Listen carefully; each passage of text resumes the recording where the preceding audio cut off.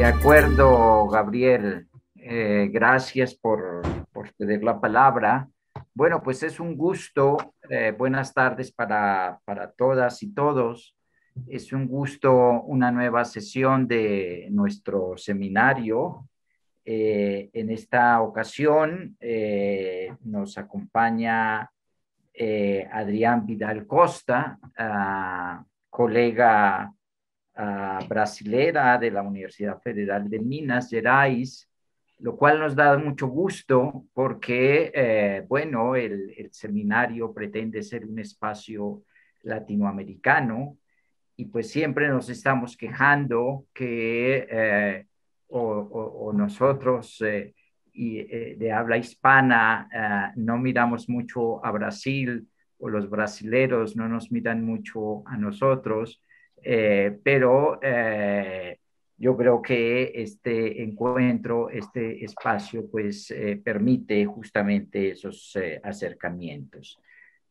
Presento brevemente a la colega, quien realizó una estancia postdoctoral en la Universidad de Campinas. Es profesora asociada en el Departamento de Historia de la Universidad Federal de Minas Gerais, fundadora y coordinadora del Grupo de Investigación en Historia de las Américas. Fue presidente de la Asociación Nacional de Investigadores y Profesores de Historia de América entre 2016 y 2018. Coordina el Grupo de Investigación en Historia Intelectual, Impresos, Narrativas y Circulación de Ideas y subcoordinadora del Grupo de Estudios de Exilio y Migración. Sus temas de interés son la historia intelectual, la relación historia y literatura, la historia de los exilios en América Latina, las izquierdas y los movimientos latinoamericanos. Entre sus publicaciones más destacadas podemos citar Pablo Neruda, una poética comprometida, de 2007, Intelectuales, Política y Literatura en América Latina, de 2013, ha coordinado con otros colegas las obras Historia, Literatura y Homosexualidad en 2013, Las tramas de la ciudad letrada, Sociabilidad de los intelectuales latinoamericanos y las redes transnacionales, de 2018, y Los 50 años de la Unidad Popular en Chile, un balance historiográfico, de 2020. Bienvenida, Adriana, a nuestro seminario. Cuando corresponda, presentaré a nuestro comentarista de hoy, que es el doctor Andrés Cosel. Adriana, te damos la palabra por 10 minutos para que recojas las líneas centrales del texto que ya hemos leído. Bienvenida nuevamente. Buenas noches, buenas tardes, ¿no? Acá en Brasil, es buenas noches, ¿no? Vou falar em português porque acho que será mais fácil a compreensão do meu português do que o meu portunhol bastante sofrível. Então, eu peço permissão, peço licença para, então, apresentar aqui as linhas gerais do trabalho que eu tenho desenvolvido. É ainda uma pesquisa em curso. Eu vou subir aqui a apresentação. Vocês conseguem visualizar em tela? Mirar lá. Bueno, sí, yo lo veo. Sí, sí, se ve. Bom, então, é uma pesquisa ainda em curso, ainda em desenvolvimento. É uma pesquisa de pós-doutorado, como foi informado, que eu realizei na Universidade de Campinas, mas antes de entrar especificamente nos principais pontos que eu tenho desenvolvido com essa pesquisa, eu quero muitíssimo agradecer a oportunidade do grupo, né, por esse espaço de debate, por esse espaço de diálogo.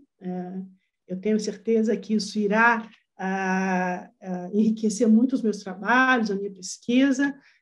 Por isso o interesse em fazer aqui essa apresentação, né, de ouvir de pessoas tão especializadas nessa área questões pertinentes ao meu trabalho. Então, eu agradeço muitíssimo este espaço, porque é, de fato, um espaço extremamente relevante para quem trabalha com a história intelectual. Gostaria de agradecer mais especificamente o Gabriel, né, Gabriel? Nós temos conversado durante esses dias, né, de preparação do evento, também a presença da Liliana, que eu tive a honra e o prazer de conhecer no México em 2016, assim como também a Alejandra Pita, eu conheci rapidamente, né, um evento sobre história intelectual no México. Agradecer também ao Aimer Granados pela recepção calorosa, Carlos também, e o comentarista do meu texto, que é o André Scocel. Então, agradeço muitíssimo essa oportunidade aqui. Bom, eu tenho desenvolvido, como eu disse, essa pesquisa desde o segundo semestre de 2018, quando eu fiquei afastada da universidade para pesquisar, né, as redes intelectuais de Darcy Ribeiro. Então, nós temos aqui no Brasil 1 ano de afastamento para pesquisa de pós-doutoramento. Evidentemente que é um período muito curto para uma pesquisa tão extensa, né, que eu propus no meu projeto inicial, e eu não consegui ainda concluir essa pesquisa. Primeiro, porque é uma quantidade enorme de fontes, né, com as quais eu tenho trabalhado. Segundo, porque o Memorial Darcy Ribeiro, que fica na Universidade de Brasília, ele ficou durante um tempo fechado por conta de problemas internos, né? Então, eu aproveitei este período de fechamento da Fundação Darcy Ribeiro, que guarda grande parte da documentação, né, dele, e fui fazer a pesquisa, então. Eu viajei para o Chile, Uruguai, Peru. Não consegui visitar a Venezuela, porque foi um período muito conturbado das relações entre Brasil e Venezuela em 2019, então eu não consegui viajar ainda para pesquisar na Venezuela, que são os países pelos quais o Darcy Ribeiro passou durante esses 12 anos que ele viveu no exílio. Então, eu não concluí a pesquisa por conta também da pandemia, né? Porque depois que o arquivo do Darcy Ribeiro abriu, a Fundar reabriu seus arquivos, a consulta pública, veio a pandemia, né? Então, a universidade ficou fechada, o arquivo está fechado, e então isso me impede também, de algum modo, de concluir a pesquisa, porque eu preciso, por exemplo, analisar as correspondências do Darcy Ribeiro com vários intelectuais uruguaios, chilenos, venezuelanos, enfim. Então, me falta uma parte importante das fontes para a pesquisa, né? Já avancei, evidentemente, né, muito na pesquisa, principalmente sobre a permanência do Darcy Ribeiro no Chile, o que ele produziu no seu exílio no Chile, o diálogo que ele manteve com alguns intelectuais também vinculados ali ao governo da Unidade Popular, também no Peru, né? Hoje, inclusive, eu gostaria de falar um pouco mais sobre a permanência dele no Peru, e ainda me falta uma análise mais profunda das fontes, né, que eu pesquisei, da minha documentação, que eu pesquisei no Uruguai, que foi um período também muito produtivo, muito profícuo do exílio intelectual do Darcy Ribeiro no Uruguai. Bom, então, o título que eu dei para essa comunicação aqui hoje foi esse, notas de pesquisa, porque eu vou apresentar justamente uma pesquisa ainda em desenvolvimento, né, ainda sendo elaborada. Darcy Ribeiro no Uruguai, Venezuela, Chile e Peru, exílios, redes intelectuais e circulação de ideias. Essa pesquisa, como eu não posso deixar de apontar, ela teve financiamento nesse período de 1 ano, né, pela nossa agência aqui de fomento, que é o CNPq.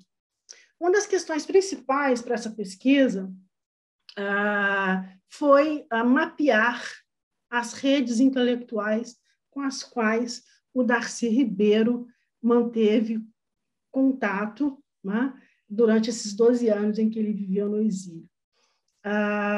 Ele vai para o exílio em 1964, quando ocorre o golpe militar, né? Ele vai para o Uruguai, juntamente com o João Goulart e outros brasileiros, né, que tiveram o Uruguai como uma primeira opção de exílio nesse período. Ele permanece no Uruguai até 1968, depois ele volta para o Brasil, tem uma estadia curta no Brasil, né, porque logo quando ele chega, então promulgado o Ato Institucional número 5, aqui no país, onde há, né, um grande fortalecimento mesmo da censura, da perseguição, e ele é preso. Então, ele fica algum tempo preso aqui, e ele é solto em 1969 e vai, então, volta para o seu exílio. E ele vai para a Venezuela. Na Venezuela, ele participa da reforma universitária no país, né? Mantém diálogo com intelectuais importantes na Venezuela, que estavam pensando a reforma universitária naquele país. Depois ele vai para o Chile, em 1971. Ele permanece no Chile até 1972. Ele sai, portanto, antes do golpe militar, e ele vai, então, para o Peru. E no Peru ele ficou durante 4 anos, e, assim como no Uruguai, ele teve uma produção significativa, né, e se envolveu nos principais debates intelectuais em Lima, como também se envolveu em grandes e importantes debates intelectuais no Uruguai. Então, essa é basicamente a minha proposta, a minha pesquisa, né? Eu trabalho com uma quantidade enorme de fontes, né? Porque, como ele produziu muito nesses lugares de exílio, então eu trabalho desde as obras editadas, que foram muitas nesses 12 anos, né? Trabalho com as correspondências, enfim. Também trabalho com documentos oficiais, como, por exemplo, a da reforma universitária no Uruguai, também no Peru, enfim. Então, eu trabalho com uma quantidade muito grande de fontes para mapear essas interlocuções que o Darcy Ribeiro teve com esses intelectuais da Hispanoamérica. Isso é muito importante, porque aqui no Brasil pouco se pesquisou sobre esses 12 anos de exílio do Darcy Ribeiro, com exceção do Uruguai, né? Do Uruguai, nós temos algumas pesquisas aqui que se dedicaram a estudar a permanência dele naquele país, mas, por exemplo, sobre a passagem do Darcy Ribeiro pelo Peru, de 1972 até 76, né, quando ele retorna para o Brasil, há poucos estudos, né? E eu permaneci em Lima durante 2 meses, em 2019, fazendo um exaustivo levantamento desse percurso e dessa trajetória do Darcy Ribeiro no Peru, né? Eu consegui um levantamento muito importante, eu consegui mapear essa rede, né? Que, na verdade, não foi uma rede que pré-existia quando o Darcy Ribeiro chega. O interessante é que há uma rede intelectual, que eu chamo de uma rede intelectual transnacional no Peru, neste momento, que ela foi estabelecida, ela foi criada, ela foi, de alguma forma, organizada pelo próprio Darcy Ribeiro em Lima, quando ele, então, estrutura um projeto, importante projeto no Peru, chamado PER 71/550, né? No qual ele propõe para o governo do Velasco Alvarado, mais especificamente por um órgão muito importante do governo Velasco Alvarado, que foi o Sistema Nacional de Apoio à Mobilização Social, chamado SINAMOS. Ele apresenta, então, esse projeto tanto para o SINAMOS, como também para a Organização Internacional do Trabalho, a OIT, e também para o Programa das Nações Unidas para o Desenvolvimento, chamado PNUD. Esse projeto ele deu origem a um centro de pesquisa chamado Centro de Participação Popular. Quem idealizou esse projeto PER, que deu origem ao centro, né? Centro de Estudos de Participação Popular, que eu sempre chamo de centro, e era assim que ele era chamado e conhecido neste período aí do governo Velasco Alvarado. O projeto PER foi criado pelo Darcy Ribeiro em 72, e logo em seguida o centro também é oficialmente criado e vinculado ao SINAMOS. Esse centro de participação, centros de estudos de participação popular. Ele se tornou um órgão oficial do governo Velasco Alvarado, importantíssimo, e ele foi a agência de vínculo mais importante para fomentar isso que eu chamo de uma rede intelectual transnacional no Peru, e que teve à frente uma participação importante do Darcy Ribeiro, né? Então, o que eu venho estudando, neste caso mais específico do Peru, é que o Darcy Ribeiro ele foi uma figura fundamental que organizou uma rede de intelectuais, que colocou ideias em circulação em um contexto de implementação das reformas estruturais elaboradas, então, pelo governo do general Velasco Alvarado no Peru, de 68 a 75. Esse centro ele foi pensado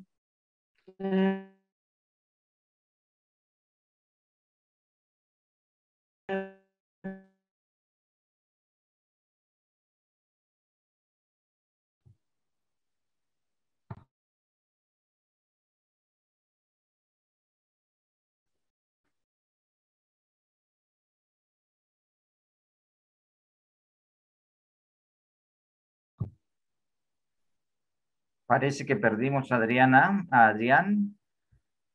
Sí, parece que sí, profesor. Parece que sí. Creo que podríamos esperar unos instantes. Se ha quitado el micrófono. Ahí ya está. Acho que voltou, né? Aquí ok. estamos, Adrián. Voltamos? Ai, que bom, obrigada. Então,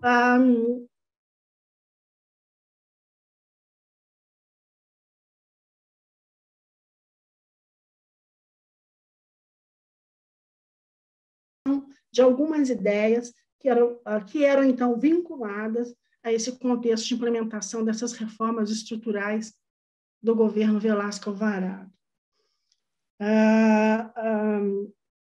Eu trabalho muito mais, neste caso, com a emissão dessas ideias que são colocadas em circulação do que propriamente com a recepção dessas ideias, até porque, para eu fazer isso, eu preciso de algumas fontes que, no momento, eu não tenho ainda disponíveis, né, para consulta. Então, nesse sentido, essa rede de intelectuais que se formou em torno do centro, com Darcy Ribeiro à frente do PER, né, 71.550, ela foi fundamental para colocar em circulação talvez uma das ideias mais importantes naquele contexto, que é a participação popular. Então, o centro, assim como o Sinamos, tinha uma tarefa essencial, uma tarefa primordial, fomentar a participação popular nas reformas implementadas pelo governo do general Velasco Alvarado.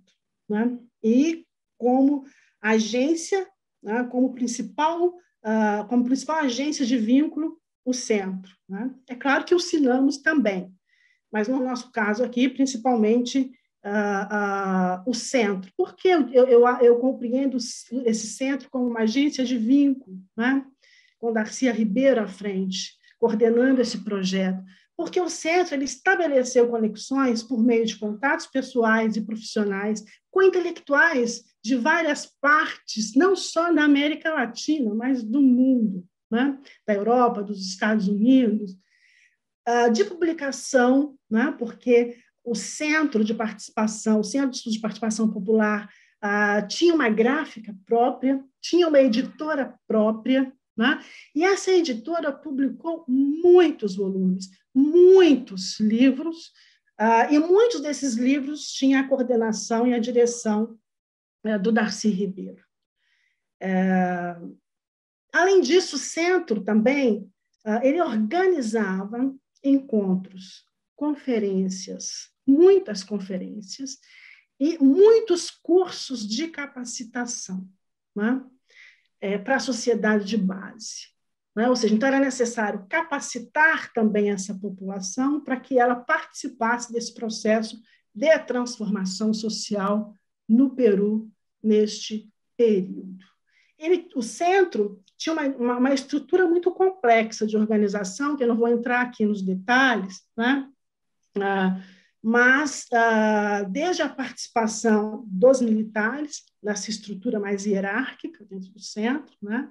Mas, na verdade, eles estavam lá não necessariamente para participar diretamente, né, do centro, mas, de alguma forma, para marcar ali a presença oficial do governo, Velasco Alvarado.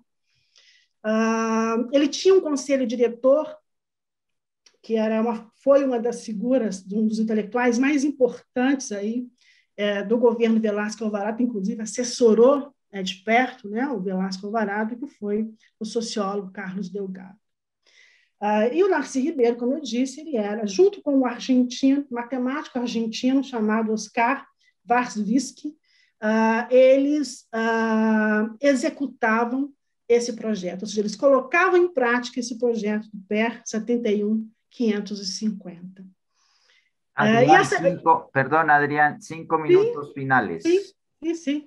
E essa estrutura operativa do centro, ela era dividida em 3 unidades. O Darcy Ribeiro dividiu essa estrutura em 3 grandes unidades, de investigação, de capacitação e de assistência técnica.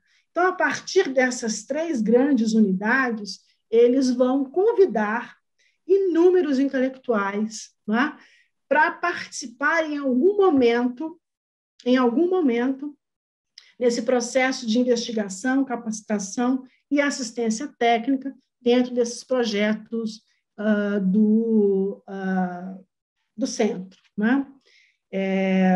Eu vou citar alguns desses intelectuais, né, porque o meu tempo já está esgotando, né, mas, por exemplo, o sociólogo argentino Francisco José de Lich, o economista espanhol Abraham Guillén Sanz, o antropólogo e escritor uruguaio Renzo Ugarte, o economista argentino Leon Sussman, o matemático argentino Oscar Varsavitsky, o engenheiro industrial argentino Benjamin Zacarias, o arquiteto peruano Diogo Robles, o próprio Darcy Ribeiro, que se envolvia também nessas 3 unidades do centro, enfim, uma série de intelectuais que geralmente eram convidados a participar da elaboração desses trabalhos dentro do centro por Darcy Ribeiro, justamente porque eles eram especialistas em algum tema, né, em algum tema relevante para o centro e para esse processo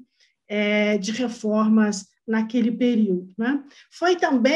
Participou também de trabalhos no centro, seja com conferências, cursos, o Juan Garcés, o espanhol Juan Garcés, o mexicano Pablo González Casanova, o brasileiro Florestan Fernandes, enfim, eu poderia citar aqui o próprio Celso Furtado, brasileiro, também passou pelo centro. Então, a jornalista e escritora norte-americana Margaret Randall, né, que deu um curso importantíssimo sobre a situação da mulher trabalhadora peruana e publicou uma série de textos e um livro importante também para o centro neste momento. Então, isso tudo colocou, né, em circulação ideias importantes. Então, a principal função do centro, ao estruturar essa rede de intelectuais,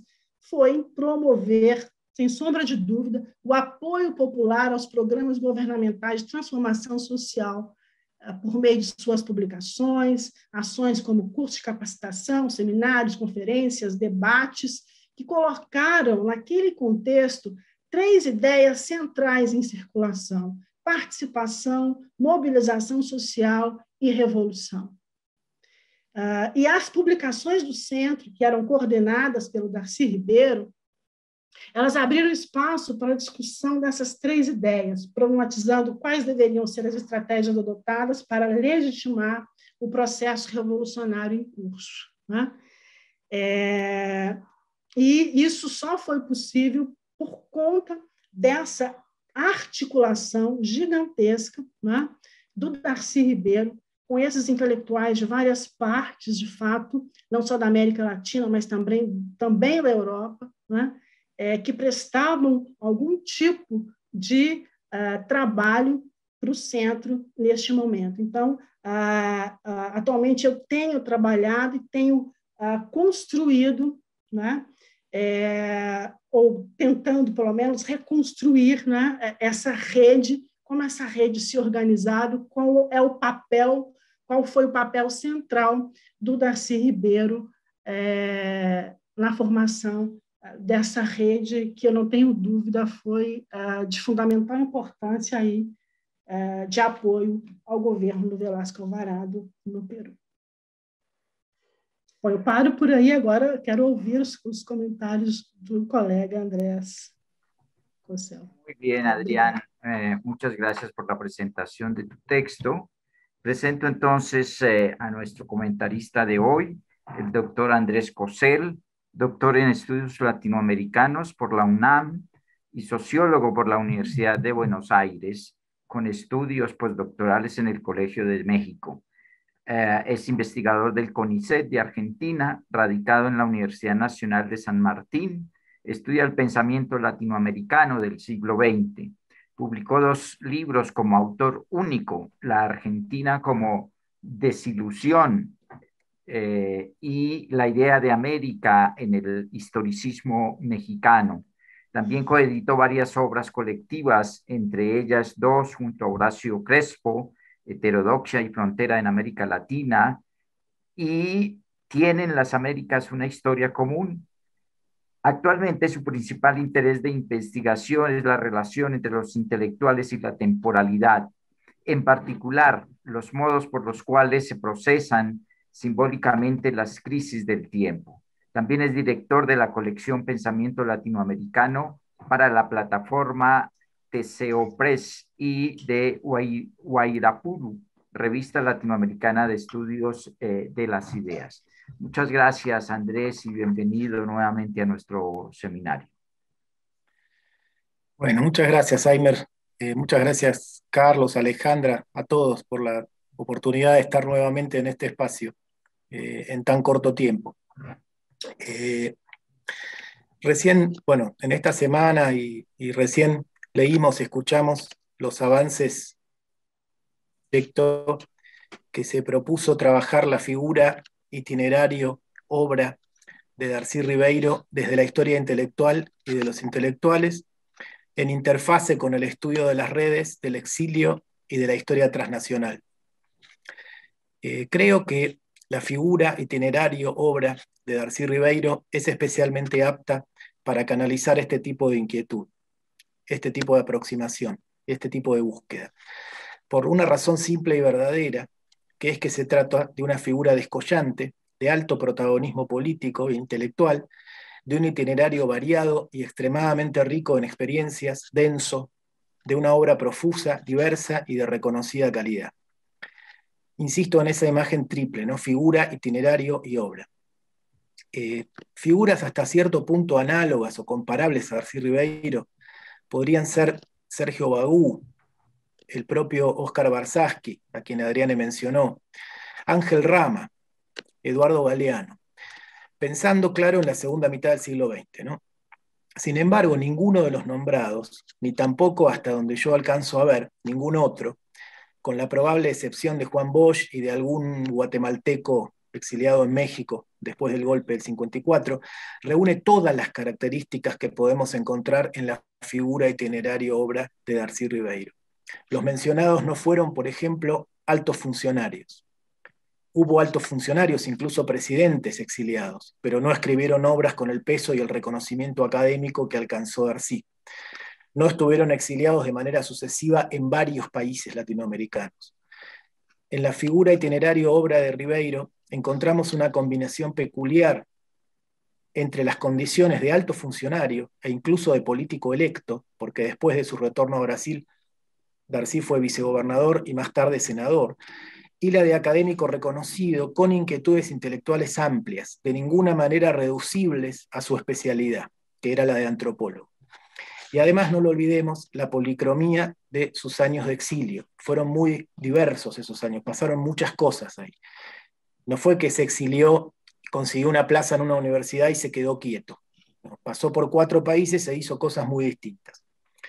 De ahí que encuentre plenamente justificado el interés de Adriane en aproximarse a esta figura desde esa triple o cuádruple perspectiva que nos propone.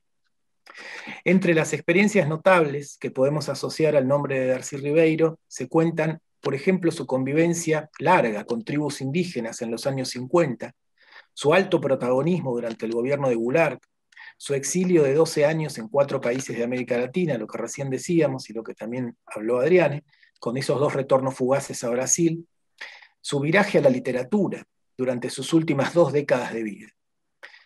Escribió 4 novelas en esa época, ¿no? El proyecto de Adriane se propuso focalizar la atención en los 12 años de exilio. En los 4 países mencionados, es Uruguay, Venezuela, Chile y Perú. Esos 12 años van, como recién escuchamos, de 1964 a 1976.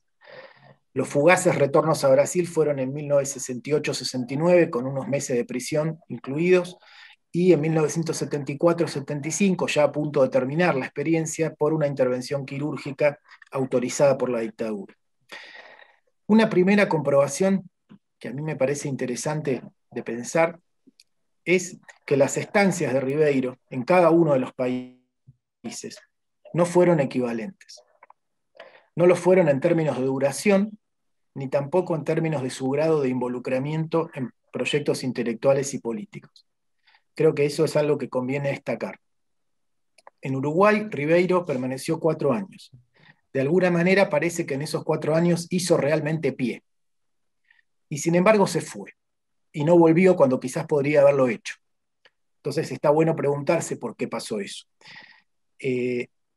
Venezuela parece haber sido un lugar más difícil para hacer pie.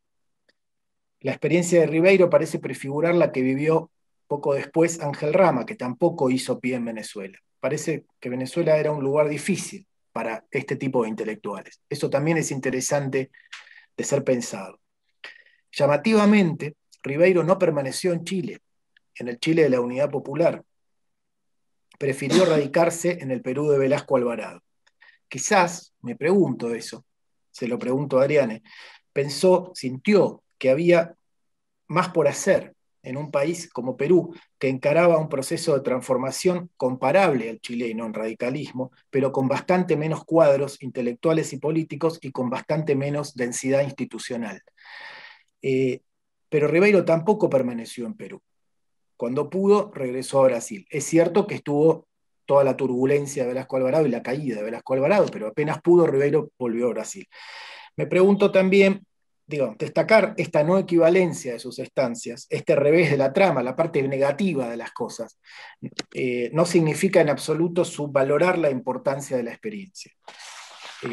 Por el contrario, como Adriane señala en más de una ocasión en su texto, siguiendo declaraciones del propio Ribeiro, recuperadas por varios estudiosos y estudiosas, fue en el exilio, gracias al exilio, que Ribeiro descubrió América Latina y pudo forjarse una perspectiva latinoamericana. La afirmación tiene un valor que rebasa el plano retórico. Muchas veces estas cosas se dicen retóricamente. En el caso de Ribeiro creo que tiene mucho más valor esta afirmación, porque la cabeza de Ribeiro se reorganizó pensando a Brasil desde fuera. Y no solo eso, sino que todas sus prioridades se modificaron ya desde sus años en Uruguay. De ahí su proyecto de escribir, por ejemplo, la serie famosa de estudios de antropología de la civilización, sobre la cual voy a volver ahora. Aparte de estas consideraciones que saludan y celebran el proyecto de Adriane y sus resultados, quisiera delinear algunas sugerencias sobre puntos que me parece que se podrían destacar o profundizar. Los señalamientos van a ser nada más que 4 y difieren totalmente entre sí en su naturaleza, en su peso específico y en sus alcances. El primer señalamiento, poco sugerencia, leyendo el texto de Adriane, no tanto escuchando su presentación de hoy, más bien considerando el texto, percibo que buenas partes de las redes de Ribeiro tuvieron que ver con la cuestión de la universidad, de la reforma universitaria. Entonces ahí me parece que se impone hacerse una pregunta. ¿Qué hacía posible que Ribeiro circulara tanto en esas redes? ¿Cuál era la fuente de su legitimidad en ese terreno? Me parece que ahí la respuesta es obvia. Tiene un peso enorme su experiencia como rector fundador de la Universidad de Brasilia, en la época Goulart, ¿no? Pero me parece que lo que Adriana está pensando y escribiendo ganaría mucho si ella pudiera esclarecer a los lectores la significación del proyecto Brasilia, de la Universidad de Brasilia, en el debate de la época sobre qué hacer con las universidades latinoamericanas desde una perspectiva progresista. O sea, creo que profundizar en ese tema nos haría entender mejor posicionamiento de Darcy en esos debates de la época. O sea, él pensaba cosas que eran muy específicas y que se diferencian de lo que pensaban otros. Entonces ahí me parece que hay un punto que estaría bueno desarrollar. Y creo que parte muy importante de sus redes tiene que ver con eso. De hecho, después, ya radicado en Brasil, lo seguían llamando por esa razón. El segundo punto es que es algo que tiene mucho que ver con lo que Adriana nos explicó recién, que me parece que es uno de los aportes principales de su trabajo y que quiero destacar muchísimo, pues es muy valioso. A mí me parece que de las 4 estancias de Ribeiro, Uruguay, Venezuela, Chile, Perú, la más conocida es la primera, por lo menos para mí, gracias a los estudios de Aide Ribeiro Coelho. De las demás, interesa mucho la última, la peruana, porque en Venezuela y en Chile el paso fue diferente. Ribeiro no se quedó, no construyó. O sea, sí podemos encontrar que se relacionó con algunas personas, que hizo algunas cosas. En el caso de Chile es muy importante el libro El Dilema de América Latina, que es uno de los libros más interesantes por ahí de Ribeiro, más actuales en algunos sentidos. Lo escribió ahí en Chile, pero no queda tanta huella de radicación, de establecimiento de redes, de proyectos, de las épocas de Venezuela y de Chile. Yo había escrito acá, y justo Adriana habló de eso, parece que nos hubiéramos puesto de acuerdo. Yo ponía que ojalá que ella pudiera profundizar lo que ya se entrevé en el texto, que es una comprensión más acabada de la experiencia en Perú. Me parece que los nombres que ella identificó ahí el sentido de ese paso son muy interesantes. Yo no había leído cuestiones claras sobre eso, salvo algún testimonio retrospectivo de Darcy, pero que no avanzaba demasiado en entender qué es lo que había hecho él ahí. Me parece que es muy interesante preguntarse por qué Ribeiro decidió, a contramano un poco de la mayor parte de la intelectualidad progresista de la época, irse de Santiago. O sea, cuando todo el mundo estaba en Santiago, era la época de Allende, él decidió irse a Perú. Perú no era menos interesante en el sentido de las transformaciones políticas que se estaban encarando, pero sin duda era un lugar mucho menos atractivo en términos intelectuales. Puede ser que él haya visto eso como una oportunidad, ¿sí? Pero me parece que es interesante ver si encontramos alguna pista para clarificar eso. Es un desafío complejo. Hay menos fuentes, menos estudios. Santiago en ese periodo está mucho más estudiado, más allá de Darcy, ¿no? El tercer punto es que me parece que se podría integrar a los avances de Adriane, es preguntarse más por la proyección internacional de la figura obra de Ribeiro. ¿Cómo es que sus libros llegaron a traducirse en tantas lenguas? Es una pregunta. Otra pregunta es cómo es que Ribeiro pasó a ser una figura solicitada en tantos países para orientar procesos de reforma universitaria, incluso después de su retorno a Brasil. O sea, cómo él logró darse a conocer tanto fuera de América Latina. Recuerdo un libro que preparó Ribeiro, por ahí por el año 70, donde él sintetizó los 2 primeros tomos de la antropología de la civilización. El título de ese libro es Configuraciones histórico-culturales americanas. Él lo preparó deliberadamente para proyectar internacionalmente su obra. El libro trae una nota del editor, que dice así, son palabras del editor, esas cosas que salen en las primeras páginas, en la solapa del libro, en la parte de atrás. Dice, el ensayo del antropólogo Darcy Ribeiro resume las tesis de su libro Las Américas y la Civilización, habiendo sido presentado al público inglés por la revista Current Anthropology en su ejemplar 11, bla, bla. Dicha publicación la sometió previamente a la lectura de 25 scholars de distintas zonas del mundo, junto con ejemplares del libro El proceso civilizatorio, cuya traducción inglesa apareció a cargo de la Smithsonian Institution en 1968. Las respuestas de 7 de esos scholars acompañaron el texto publicado en el citado número de la revista junto con la réplica del autor. La versión definitiva en español fue revisada por Ribeiro a los efectos de su presentación al 39º Congreso de Americanistas en Lima. Ribeiro recibió 7 comentarios de los 25 solicitados que aparecen en el libro, los metió también en el libro, metió también su réplica. No sé si el episodio es muy relevante, creo que sí, pero me parece que tiene un valor para comprender este fenómeno de la proyección, de las estrategias que permitieron que Ribeiro, la figura y la obra de él se proyectaran internacionalmente. Es algo que en esa época no era tan frecuente. Hoy por ahí estamos más habituados a ese tipo de intercambios. En esa época era, me parece, bastante singular que un investigador latinoamericano se lanzara a ese tipo de empresa, ¿no? Y el cuarto y último punto es, esto tiene que ver con inquietudes más personales sobre cómo encarar estas cosas, ¿no? Y preguntas que uno tiene que nunca termina de saldar. A mí me parece que para una investigación de esta índole es muy importante contar con una periodización muy ajustada del itinerario de Ribeiro y específicamente del momento de elaboración de sus obras. Es preciso, ante todo, desconfiar de sus testimonios retrospectivos y, en su caso, de un tipo de declaración persistente, que es el de presentar sus esfuerzos intelectuales, en especial su serie de estudios de la antropología de la civilización, como fruto de un plan totalmente sistemático.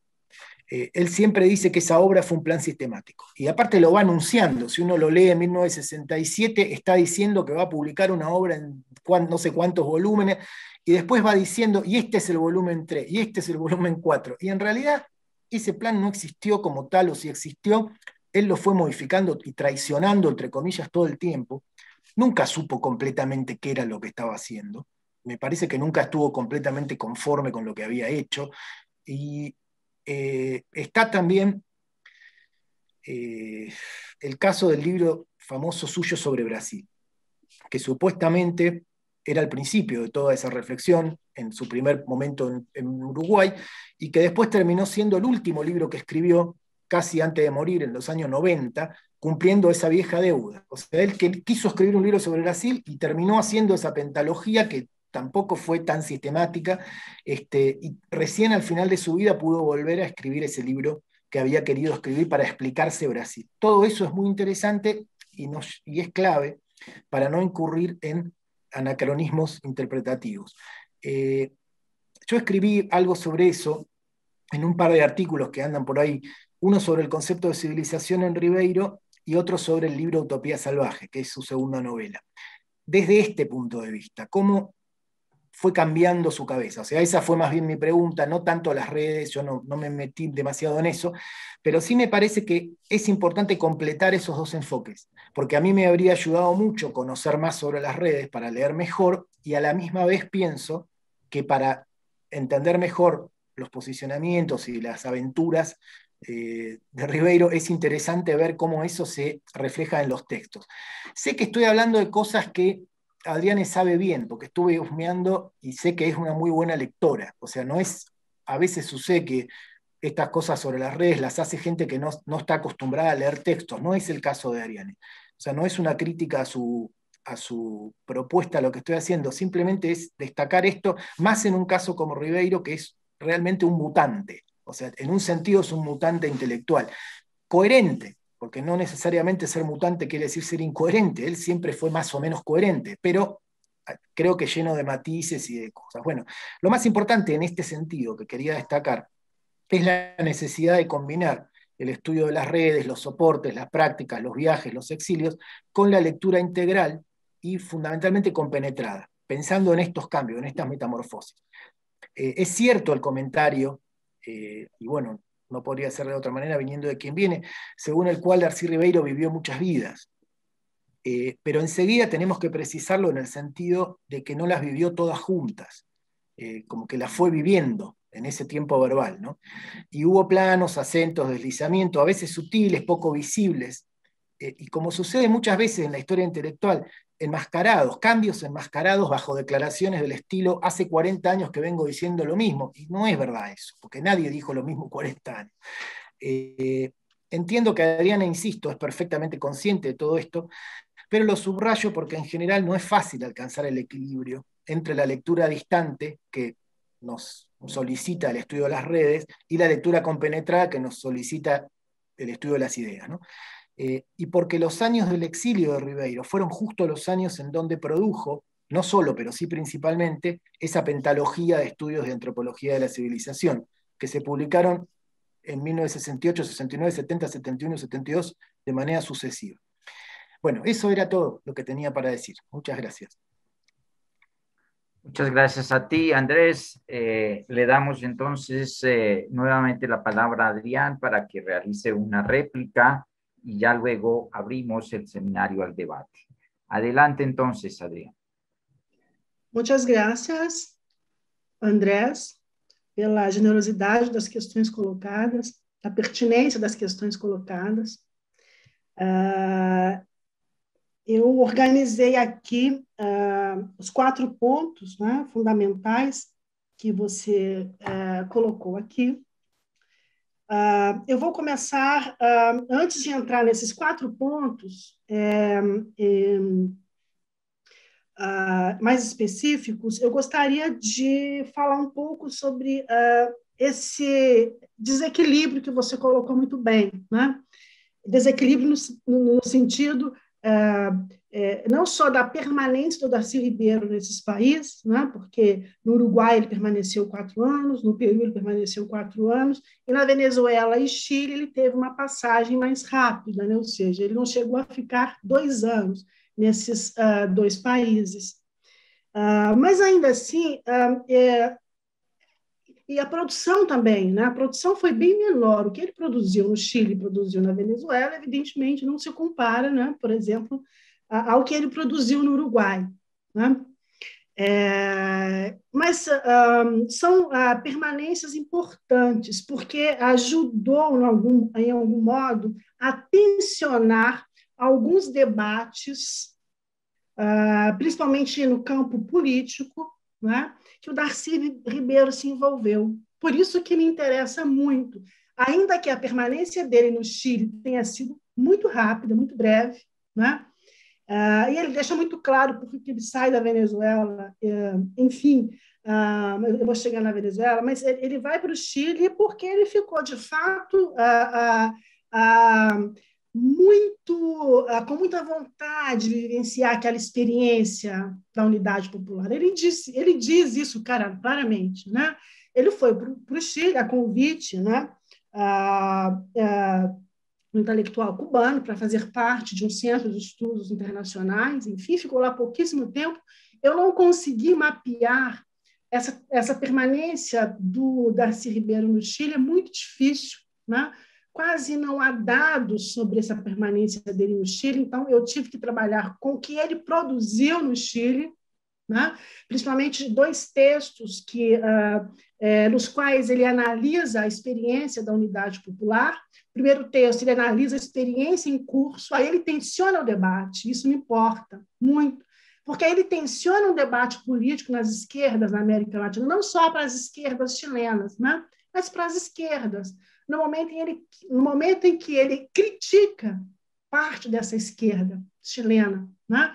Essa esquerda mais rupturista, mais revolucionária, porque ele era um malendista declarado, né? Então, nesse sentido, ele tensiona o debate. E ele tensiona o debate, inclusive, com os brasileiros que estavam exilados no Chile, né? Com Teotônio dos Santos, com Vânia Bambirra, né? Com Marini. Então, por isso que é importante. Eu acabei de publicar um texto justamente sobre isso, né? Os textos que ele produziu sobre o Chile, e mostrando, né, em 72, quando ele sai do Chile, ele sai com quase que uma certeza, né, de que o golpe estava próximo. Então, ele vai apontando quais eram os erros da unidade popular e o que deveria ser feito para evitar a possibilidade de um golpe possível. Então, isso me interessa, né? Essa forma como ele tensiona esses debates sobre as esquerdas na América Latina, de um modo geral. Então, por isso, a importância do Chile. Na Venezuela, ele também permaneceu muito pouco, né? E por que ele sai da Venezuela? Na verdade, ele teve um problema sério de permanência lá, porque ele não tinha visto. Ele tinha um visto de turista, né?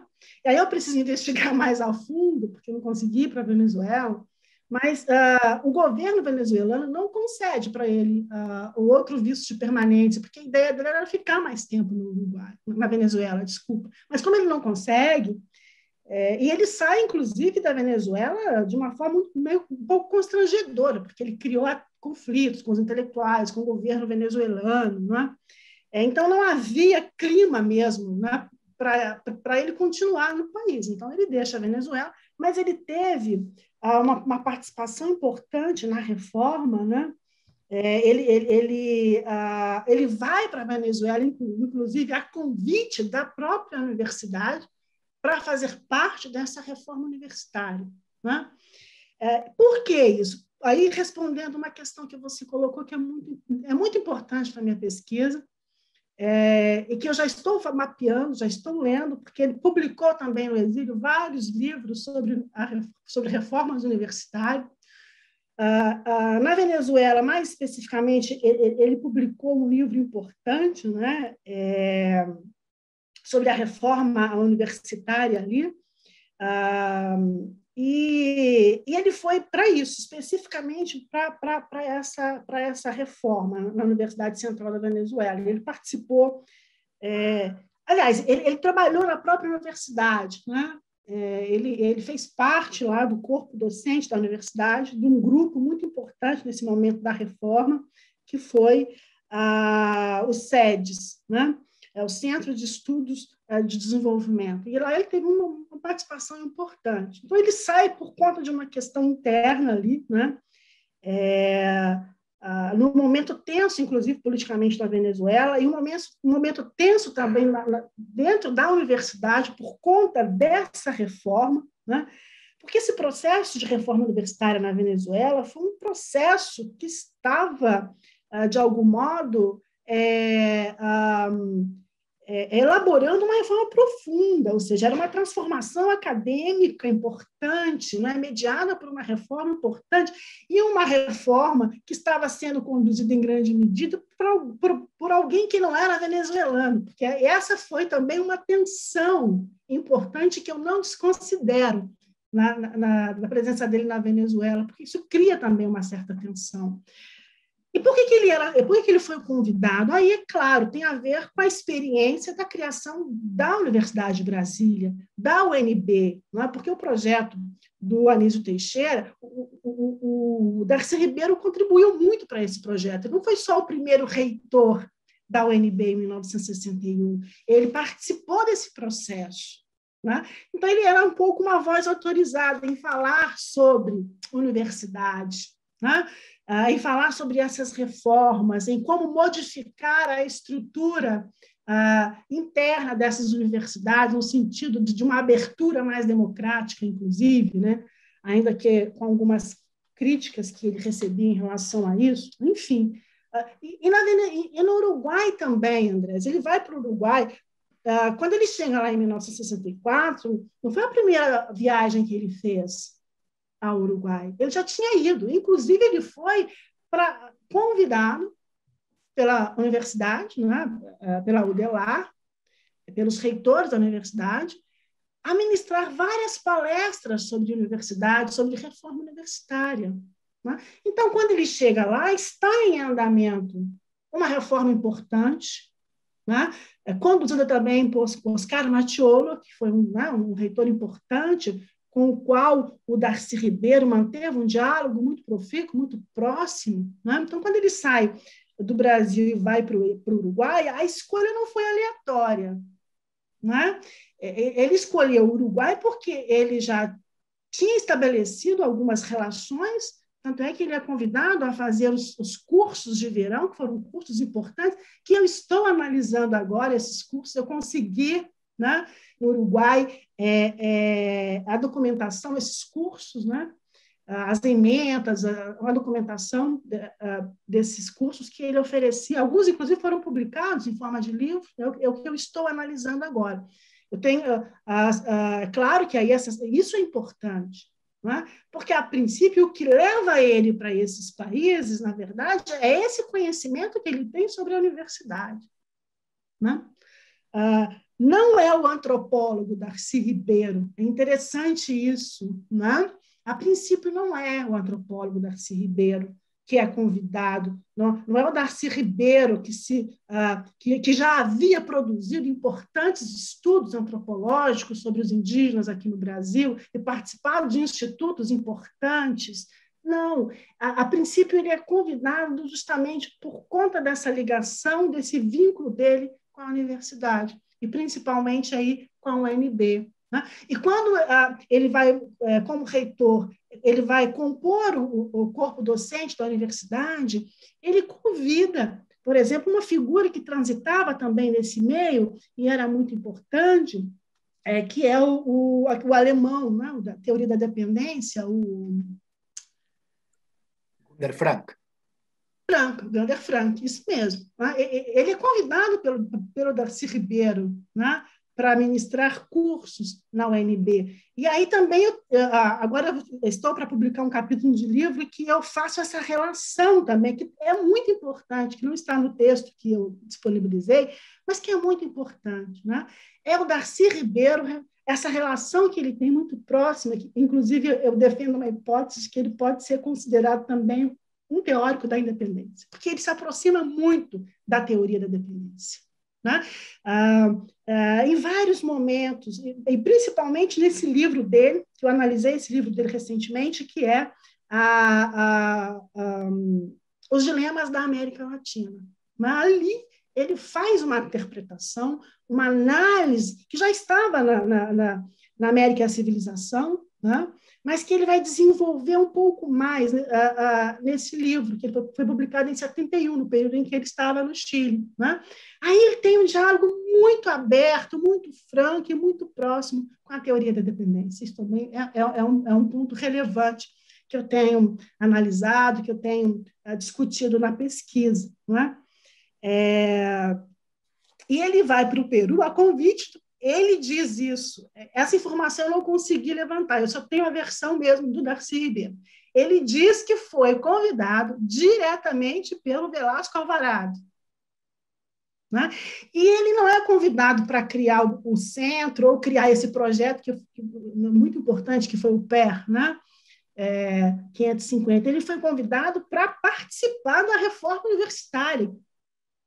Porque o Velasco Alvarado ele fez uma ampla reforma educacional, que envolveu vários segmentos, inclusive a reforma universitária. Então, foi um dos projetos mais amplos, talvez, aí, e a reforma agrária, né, do governo Velasco Alvarado. Então, ele é convidado para compor um grupo, né, chamado CONUP, onde eles vão pensar essa reforma universitária. Eu não consegui descobrir ainda, porque me falta consultar esses arquivos, inclusive na própria Fundação Darcy Ribeiro, por que ele deixa esse núcleo, né? Por que ele deixa de colaborar com a reforma universitária, ainda que ele escreve e publica um livro chamado A Reforma Universitária Peruana. Em 74 ele publica esse livro. Mas depois ele se afasta desse grupo do CONUP, né?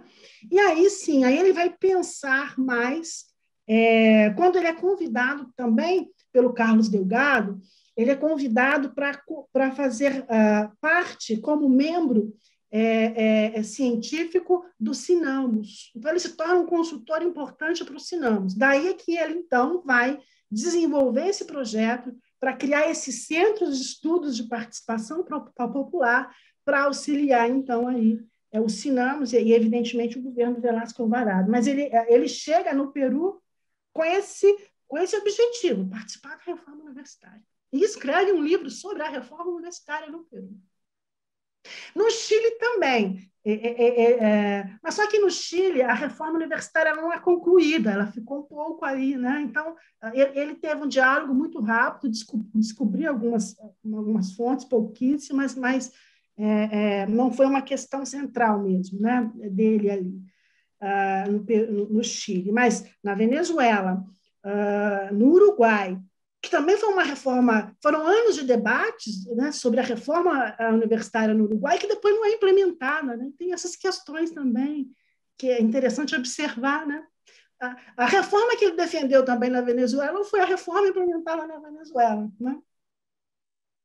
Bom, e aí eu preciso descobrir por que ele deixa esse grupo da reforma universitária no Peru e vai se dedicar integralmente a esse centro, né? Por isso que eu escolhi apresentar um pouco esse avanço do centro, porque isso me impressionou muito, né? Como que ele conseguiu articular esse projeto tão ambicioso, né? Porque foi um projeto muito ambicioso naquele contexto, né? Ainda que com apoio, é claro, da ONU, da OIT, do governo Velasco Alvarado. Eu consegui uma documentação muito importante, por acaso, no Peru, quando eu fui pesquisar, e eu encontrei o projeto original do PER, eu encontrei um texto que eles publicaram, um livro que eles publicaram, que é esse aqui, que conta, que nunca foi analisado, que conta toda a história do centro, né? Isso aqui é um balanço do projeto PER 71550.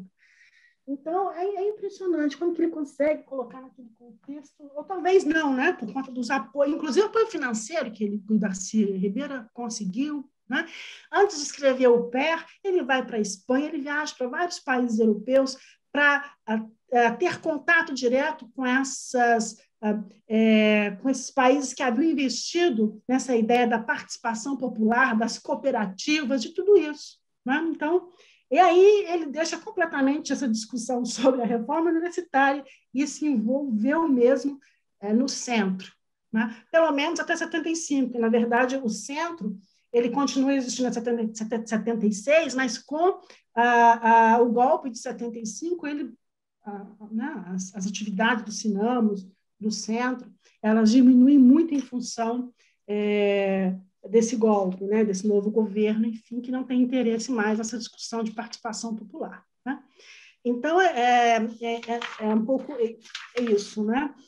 Essa questão da América Latina, como você bem disse, né, é isso mesmo. O Darcy Ribeiro se reconhece efetivamente como latino-americano no exílio, né? E não é nenhuma retórica, né? Eu também me fiz essa pergunta várias vezes. Será que é meramente uma retórica, né? Ainda que ele tivesse algum diálogo com intelectuais uruguaios antes, enfim, ele não tinha esse olhar tão abrangente para a América Latina. De fato, não tinha. Ele vai ter esse olhar principalmente no Uruguai. O Uruguai é extremamente relevante para isso, extremamente importante. O diálogo que ele teve com a Rama, com Carlos Martinez Moreno, com Manuel Clapes, enfim, de algum modo também com o Emir Rodrigues Monegal, enfim, né? Foi nesse diálogo, nesse debate no Uruguai, que ele, de fato, se descobre um latino-americano, no sentido mesmo de se reconhecer pertencente a um lugar que antes ele conhecia pouco, né? E então, respondendo também uma questão que você colocou, isso foi fundamental para ele escrever esses livros, né? Para ele falar sobre a América e a civilização. E ele diz isso claramente, né? Ele aponta 5 fatores, né? Perdón, Adrián, contribuíram para nuevamente, isso. qué pena, pero queríamos escuchar las otras colegas. Mas encerrando é isso. Essa experiência para ele foi fundamental, porque aí a América, e mais especificamente a América Latina, mas não só, passa a ser, de fato, um tema importante para os estudos antropológicos e sociológicos do Darcy Ribeiro, né? E aí está muito claro em América, nesse conjunto de livros aí, que você citou aí muito bem, né? Enfim. Então, é isso. Mas as Américas e a civilização, eu também faço uma análise. Vai sair por agora um capítulo no qual eu analiso basicamente essa relação do Darcy Ribeiro com a América Latina a partir dessas experiências do exílio. Bom, enfim, não sei se eu consegui comentar tudo, né? Mas, enfim, é isso. Porque a lo mejor en las otras preguntas, Adrián, podrías ir incorporando algo que te quedó de lo de Andrés. Gabriel, entonces abrimos la sesión de preguntas. Perfecto, profesor Aymer, muchas gracias y reiteramos el agradecimiento a todos los presentes, a la profesora Adriana, al profesor Andrés. En la primera ronda de intervenciones que vamos a abrir a partir de este momento, tenemos un comentario, voy a leerlo en un momento. Luego tenemos una pregunta de María Concepción Márquez y tenemos dos intervenciones más del profesor Carlos Marichal y de la profesora Alexandra Pitt. Leo el comentario para el público, para la transmisión que estamos haciendo por Facebook en este momento también. Dice Fabricio Pereira da Silva, pues en torno al debate o a la pregunta de la presencia o no de Ribeiro en Perú. Dice Fabricio, puede ser que Darcy se haya ido a Perú porque tenía alguna identificación con el nacionalismo del proceso, más marcado que en la Unidad Popular de Allende. También por el tema del mestizaje o la relación mestizaje-indigenismo. Eso, digamos, es una idea que queda planteada. La primera pregunta, entonces, que formula María Concepción Márquez, es una traducción libre, felicita a la profesora Adrián por la investigación y plantea que en la página 3 del texto, Darcy Ribeiro es reconocido como latinoamericano. ¿Cuál fue la importancia o cuál es la importancia para Darcy Ribeiro de reconocerse como latinoamericano? Pregunta María Concepción y sugiere si no era una salida práctica a su exilio forzado. Es, digamos, la primera pregunta. Le cedo la palabra entonces al profesor Marichal para que formule sus preguntas, realice su intervención y después de esta ronda, como les decía, podríamos pasar a las respuestas de Adrián. Adelante, profesor Carlos. Gracias, Gabriel. Mira, sigo un poco en línea de los dos comentarios anteriores. Primero, me parece muy interesante la ponencia. Darcy Ribeiro no es tan conocido en México. Es conocido, pero no es... ¿Me escuchan o no? ¿Sí? Quería decirle a Gabriel que escribió una pregunta. Ya, profesor. Había un micrófono abierto, pero adelante, profesor. Bueno, quería seguir en la línea de los últimos dos comentarios y decir que me parece muy interesante el trabajo que ha presentado sobre Darcy Ribeiro. Ribeiro no es tan conocido en México, es conocido, pero no es tan conocido, obviamente, como en Brasil, ¿no? Y es una figura que, teniendo en cuenta lo que dijo usted hace un rato, de que el próximo año es el centenario, pues va a cobrar cada vez más relevancia. Es interesante, a mí me parece, porque centra atención en intelectuales que piensan América Latina desde el exilio. O sea, ese último comentario previo al mío prestaba atención a ese tema. Y creo que eso es bastante común en este periodo, que va desde los 60, 70. Pensar América Latina, pero en parte porque tienen que salir de su propio país. Se tienen que mover hacia otros lugares por distintos motivos. En algunos casos es un exilio, otras veces cuando se van a Santiago mucha gente en los 60, no en los 70.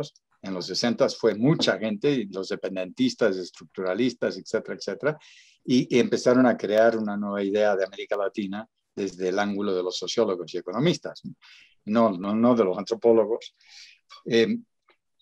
Segundo, Ribeiro es un hombre que aprovecha el exilio para fomentar redes intelectuales en cada lugar. Eso se ve en el ensayo. Es impresionante.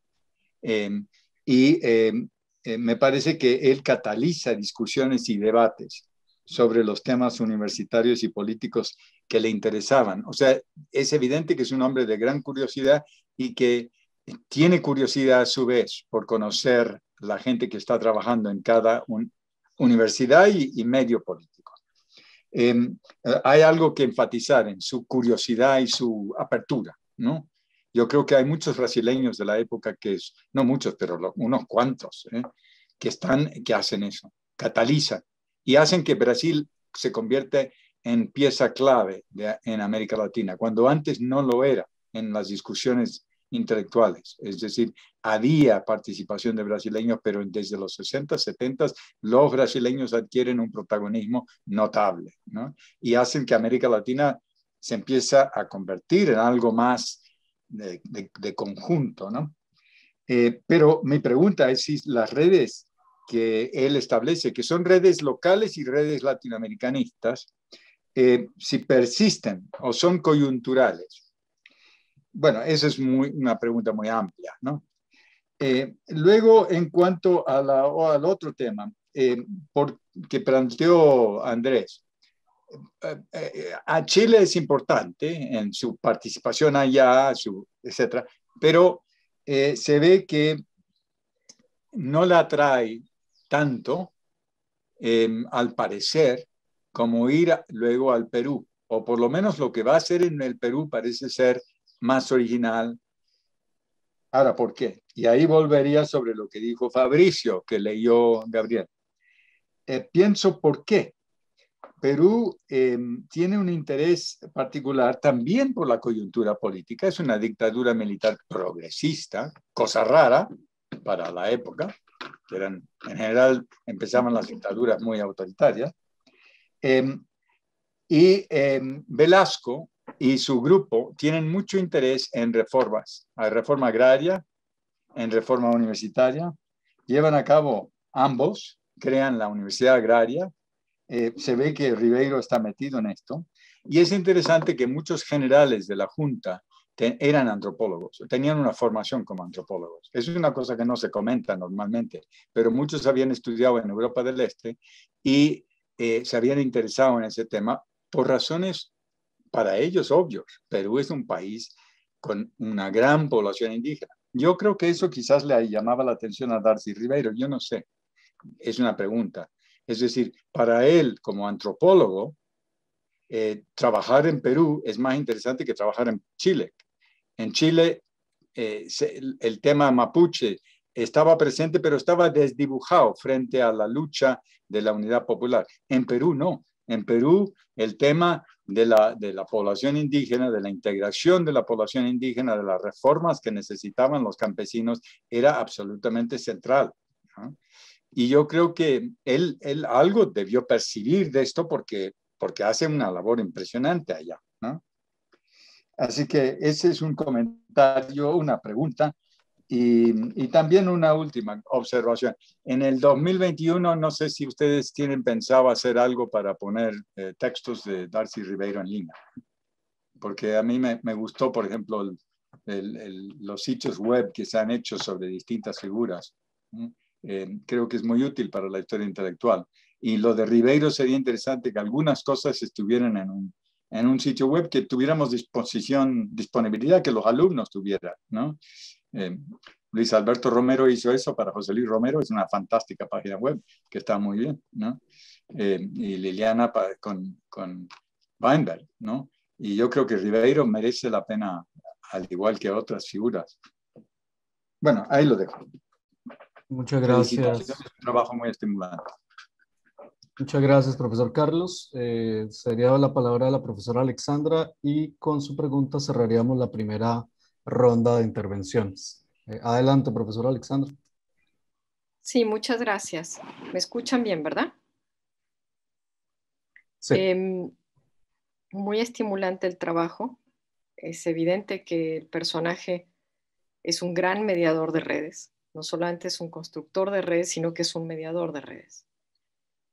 Y es evidente que su tipo de exilio, que es sumamente complejo por todo lo que ya han mencionado, nos hace pensar también en un tipo de redes más complejas de las que tal vez estemos habituados a pensar. En este sentido, creo que no solamente, por ejemplo, el comentario que hizo el doctor Marechal, que me parece sumamente interesante, es decir, observar las profesiones, ¿sí?, y los intereses de determinados grupos y su relación con el poder político, obviamente, ¿no?, que hace posible que una persona vaya o no a tal o cual país y se quede o no en ese país. Pero a mí en el texto lo que me hizo falta un poco, que posiblemente Adriane tiene en la cabeza, pero no lo plasmó en papel, es cómo se construye la red.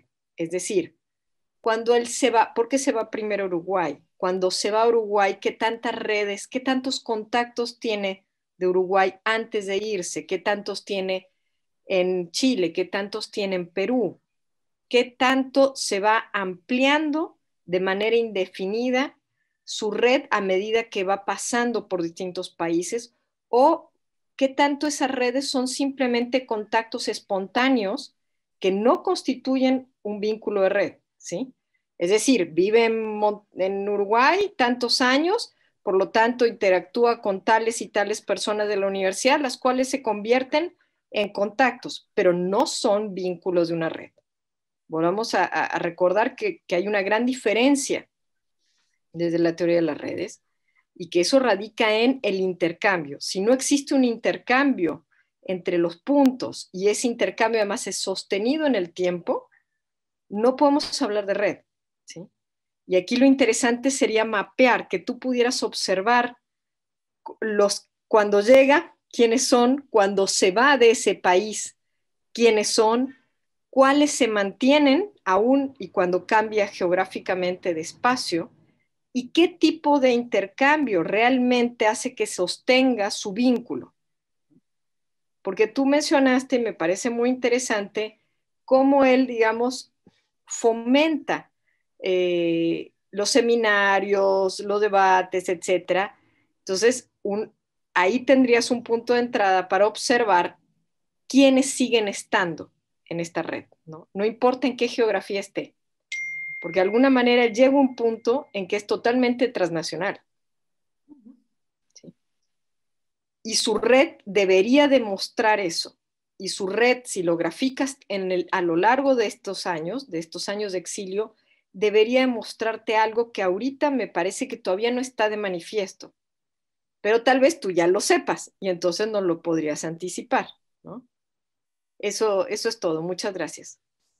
Muchas gracias, profesora Alexandra. Le cederíamos la palabra a la profesora Adrián para que responda a los comentarios, las preguntas que se formularon, y luego de ello abriríamos una segunda ronda de intervenciones. Entonces, adelante, profesora Adrián. Sí. Muchas gracias. Então, eu vou responder aqui as questões que foram colocadas tanto pela Alexandra como também pelo Carlos. Né? Tem uma questão importante, né, nessa discussão de pensar a América Latina desde o exílio. Os anos 60 foram anos profícuos para isso, né, justamente por conta de que que grande parte dessa intelectualidade, não só, evidentemente, a brasileira, né, está em trânsito, né, está circulando por vários países da América Latina por conta das ditaduras militares, do estado de exceção, né, ou seja, eles são obrigados a ir para o exílio, enfim. Então, isso é muito importante para observar, né, porque esses contatos, né, que são feitos no exílio, né, com esses intelectuais que eles estão em trânsito, porque é muito interessante, porque eles migram de um lugar a outro, né? Então, eles estão no Chile, em 73 tem um golpe militar no Chile, então parte vai para o Uruguai, parte vai para o México, ou seja, para os lugares de exílio que têm condições de recebê-los, né? Que têm políticas de asilo, ou mesmo que não tendo políticas específicas de asilo, mas, enfim, esses intelectuais, nesses anos 60 e 70, eles estão em trânsito, né? E é nesse sentido que eu me refiro, né? De pensar a América Latina desde o exílio, e pensar a América Latina desde o exílio a partir também da sua heterogeneidade, ou seja, das suas diferenças, não só das suas semelhanças também, mas esse contato vai possibilitar muitíssimo pensar essas diferenças, não é?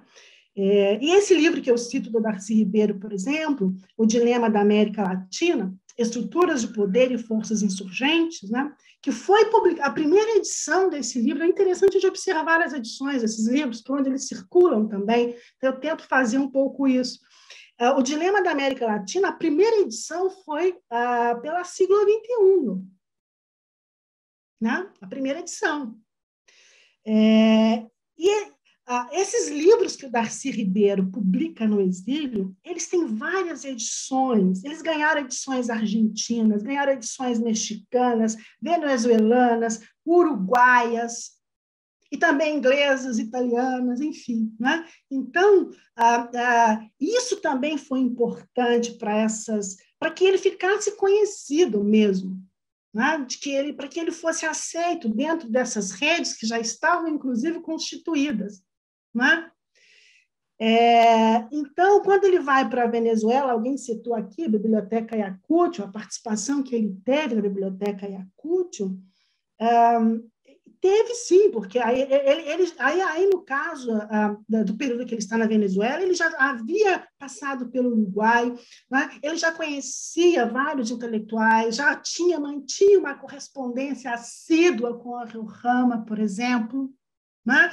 Então, isso facilita os contatos, facilita os trânsitos, né?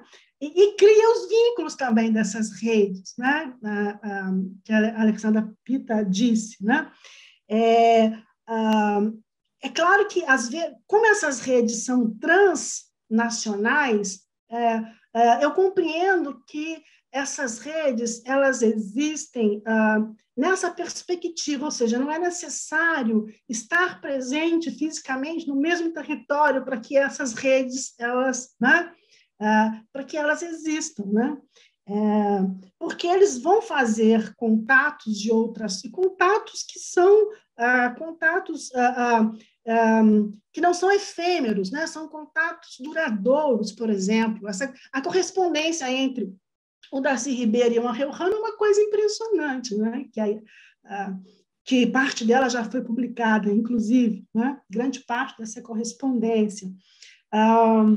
Por exemplo, no Uruguai, ele vai fortalecendo cada vez mais o vínculo com uma rede que já estava, de alguma forma, estabelecida. Né? Então, ele participa,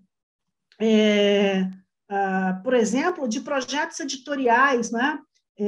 No Uruguai. Ele participou daquele projeto sobre a enciclopédia no Uruguai. Ele participou do projeto e articulou projetos como um dos organizadores da Enciclopédia Uruguaia, a História da Civilização Uruguaia. Né? Ele manteve um diálogo muito próximo com Marcha, Quadernos de Marcha e outros semanários e outras revistas. Então, eu mapeei uma série de artigos que ele publicou nesses periódicos, enfim. Então, ele teve uma atividade intelectual muito consistente, principalmente no Peru e principalmente no Uruguai. Né? Então, e é claro que esses contatos vão fortalecer essa identificação dele como uma América Latina, né? Heterogênea, uma América Latina que ele reconhecia aí, as suas diferenças, as suas semelhanças, o que aproximava, o que distanciava esses países, né? Que quando ele propõe a fazer uma grande síntese, ele propõe também, de alguma forma, pensar a partir dessas diferenças e semelhanças do que ele chamava, então, de América Latina. Então, ele vai pensar, em última análise, em grande medida, ele vai fazer uma síntese, né, uma grande síntese das contradições históricas da América Latina, nesses livros que ele publica, então, no exílio. E o exílio, de fato, nesse sentido, respondendo aos dois, ele foi fundamental. Né? E o Darcy Ribeiro não foi o único brasileiro a afirmar isso, né? Que se reconheceu latino-americano no exílio. Outros tantos brasileiros também passaram por essa experiência e registraram essa experiência nessa perspectiva. Não é? Até porque o latino-americanismo ele vem de ele é reforçado nesses anos 60 e 70, né? Não é que ele não existia, mas nos anos 60 e 70 eu acho que ele ganha um caldo, né? Que é uma coisa impressionante.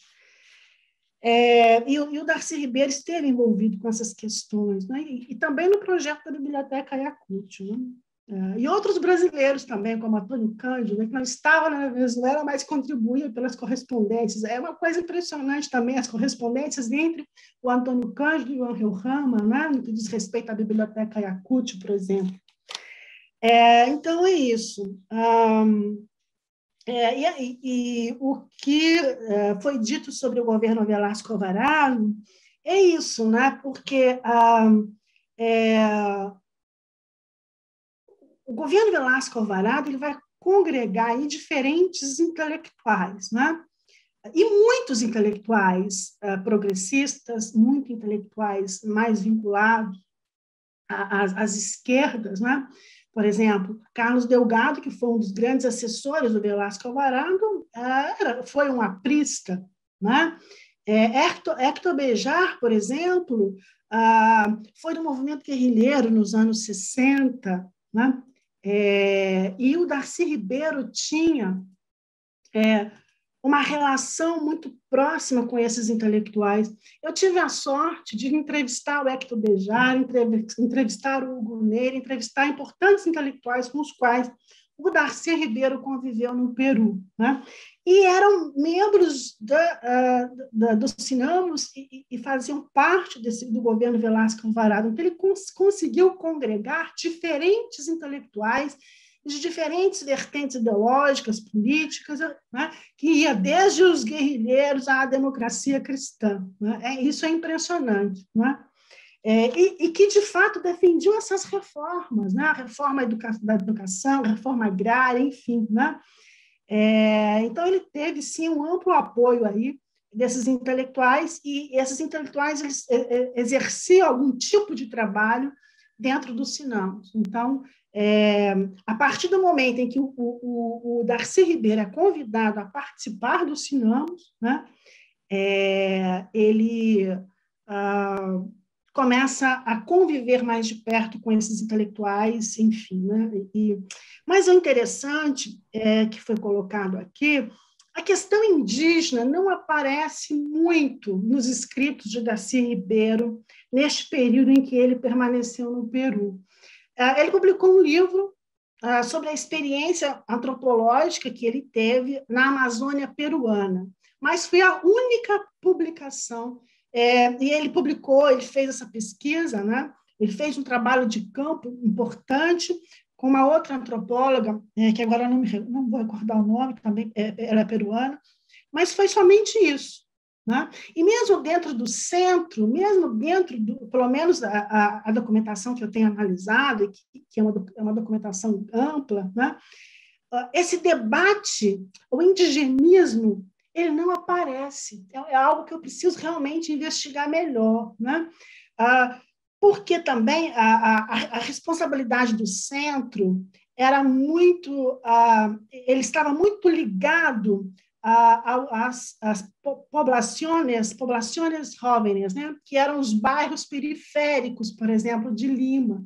Então, a ideia era fomentar as cooperativas, né, fomentar o trabalho nas empresas que haviam sido nacionalizadas, estatizadas, enfim, né, e que os trabalhadores tinham participação nessas empresas. Então, era para esse público que o Darcy Ribeiro preparava inúmeros cursos e convidava intelectuais, né, da América Latina para falar sobre meios de comunicação, por exemplo, para falar sobre cooperativismo, sobre participação popular. Então, esses eram os temas, as ideias que estavam mais em circulação neste período, que eu consegui até o momento fazer um levantamento. Né?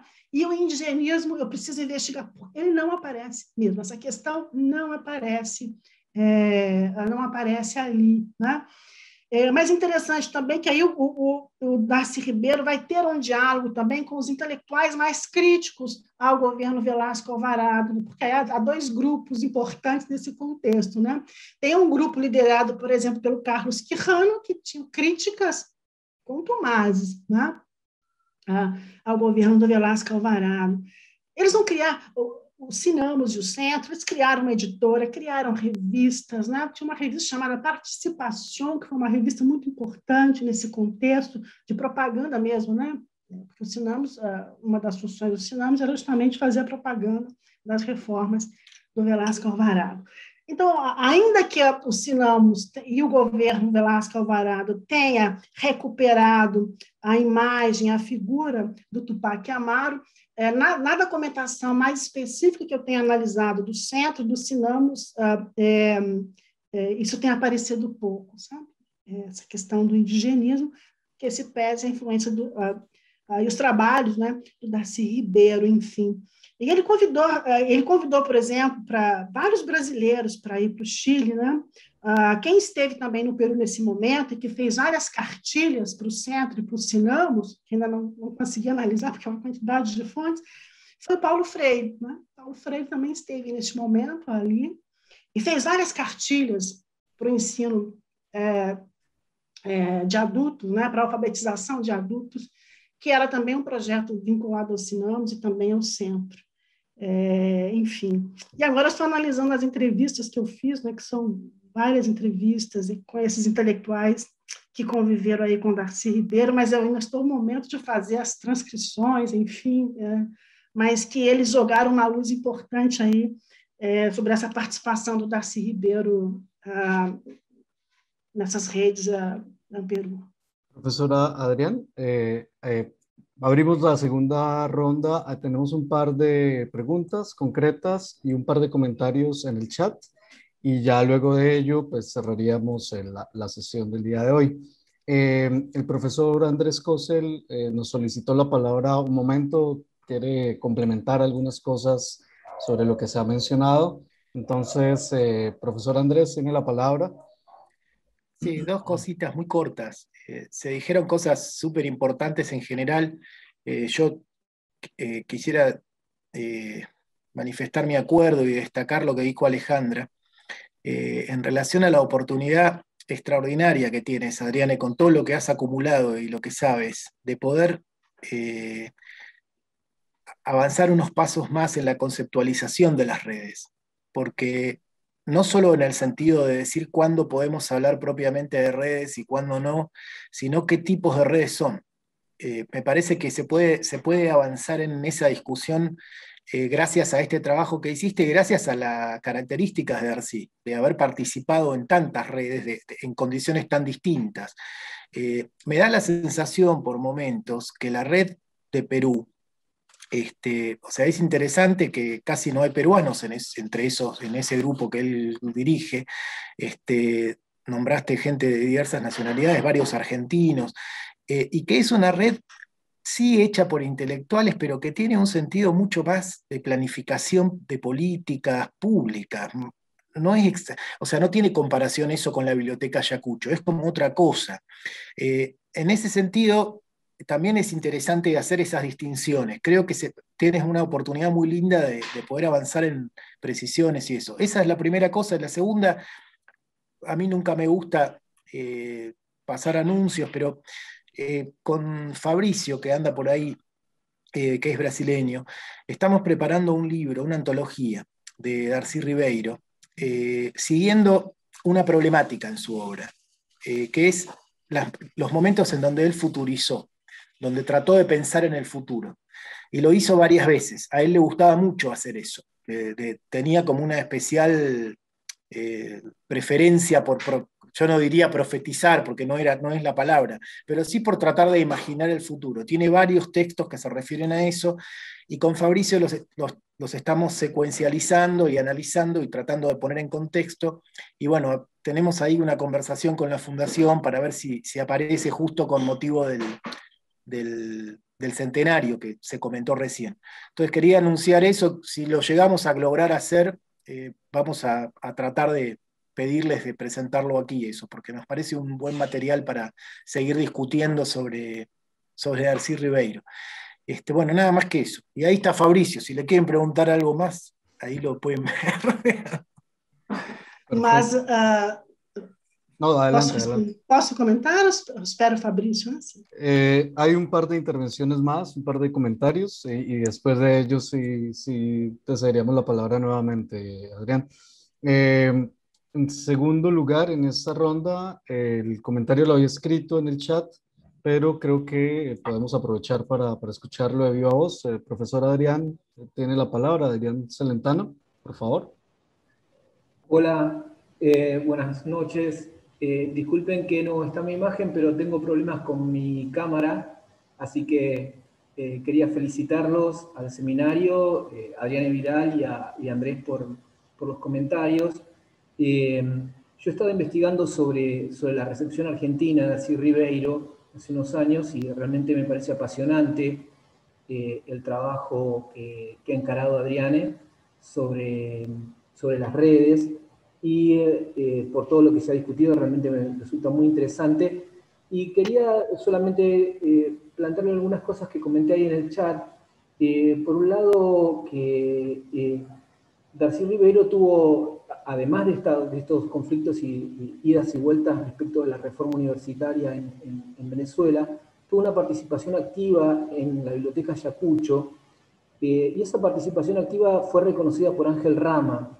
Es decisivo el rol de Darcy Ribeiro en la Biblioteca Ayacucho, no solamente en el diseño, como lo reconoce Rama en sus diarios íntimos, sino también en el plan de la obra y en que ocupa dos posiciones muy importantes. En primer lugar, que registra el rol de la historia brasileña, un tomo completo de documentaciones muy, muy complejas, y por otra parte que tiene un prólogo estratégico, que es el prólogo a Casa Grande y Senzala, ¿no? Que es una manera en la que él se instala, me parece, en una discusión que va a dos bandas, uno con respecto al problema de la antropología latinoamericana y otro con respecto al campo antropológico brasileño.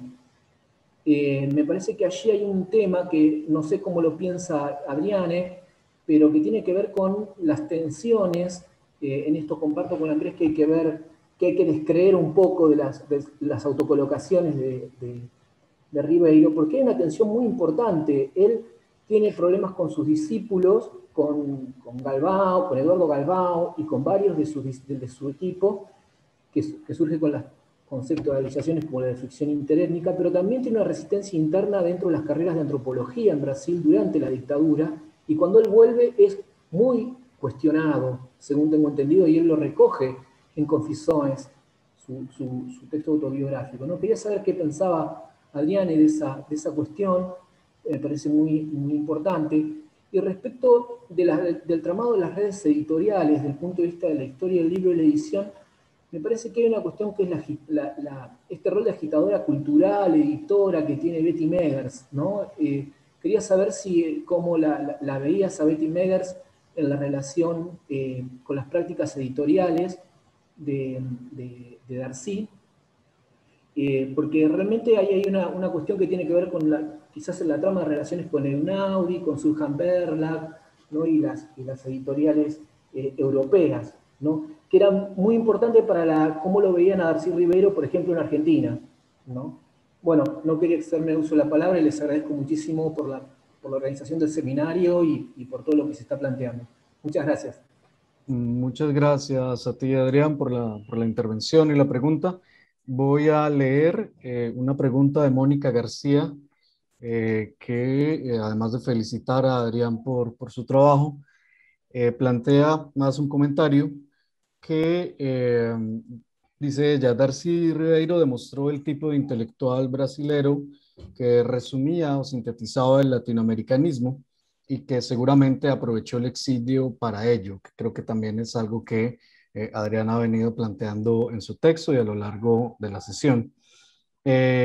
Internamente nos llega otro comentario, un extenso comentario de Pedro Cornejo.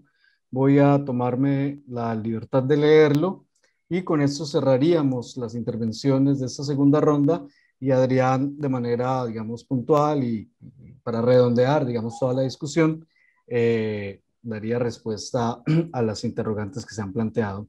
Dice Pedro Ignacio Cornejo: el conocimiento de Darcy Ribeiro en el campo sociopedagógico latinoamericano ha sido casi nulo. Lo relaciono directamente con las redes intelectuales latinoamericanas que se debaten y expanden a la luz del impulso desarrollista, tanto aquellos que lo ensalzan, tanto como aquellos que lo denostan. Freire produce su pedagogía del oprimido también en dicha época, Y también hay aportes de Enrique Dussel, pensando a Latinoamérica en medio de la lucha por dar sentido continental a la teoría de la dependencia. No dejo de pensar también que la potencia de sus aportes están íntimamente ligados a su realidad vital de ser migrante, de ser un intelectual latinoamericano migrante, al igual que los autores que sueñan nuevas realidades al interior de los países y del subcontinente latinoamericano. Concluye Pedro con el comentario que reconoce la importancia de los aportes de Adrián y sus investigaciones sobre ese personaje y en general. Muchas gracias a quienes han intervenido.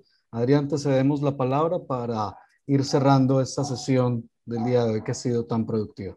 Adelante, Adrián. Agradeço essas questões todas, essas intervenções, e respondendo ao Andrés, e também, acho que eu deixei de responder a Alexandra, né, Pita, e dizer, Alexandra Pita, que eu,